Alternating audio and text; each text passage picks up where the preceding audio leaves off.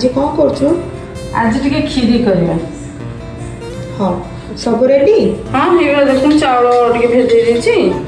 आउ सब काटी कुटी रेडी कर दे तदरे जा पड़िबो। आ खीर हरिका तो अच्छी बसे देबा खीरी टिके।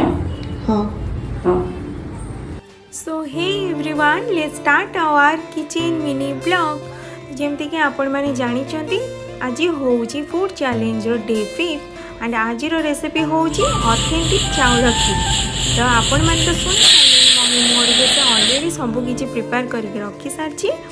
तो जो भिजे के रखी थिला चावल ताको से प्रेशर कुकर रे बसैकी भले से सीटी दे के कुक कला परे एपटे गोटे हांडी आनी के बसई थिला सेथिरे देइतिला किछटा घी आउ जो काटी के रखी थिला ड्राई फ्रूट से सब को आनी के से भले भाबरे ताको भाजी देइतिला।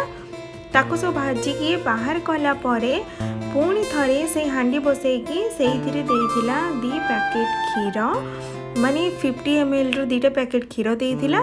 आ सेथिरे ऐड करिथिला से टिके फुटिला परे ऐड करथिला किछटा चीनी आ किछटा अमूल आ से सब फुटिला परे हमर कुक के रहितबा चावल को खीरी पई से आनी के ऐड करिथिला।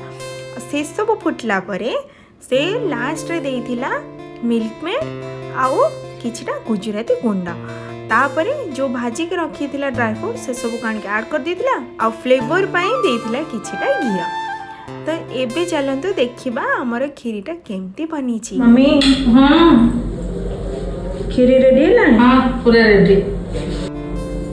आ हाँ गोटे सब्सक्राइब करिया पे मात्र गोटे सेकंड लागबो तो प्लीज गोटे सब्सक्राइब कर दे जांतु। पूरा बढ़िया है। जदि आपको वीडियो भल लगी थाए तो निहाती भाबरे लाइक शेयर एंड कमेंट मध्य करिवे।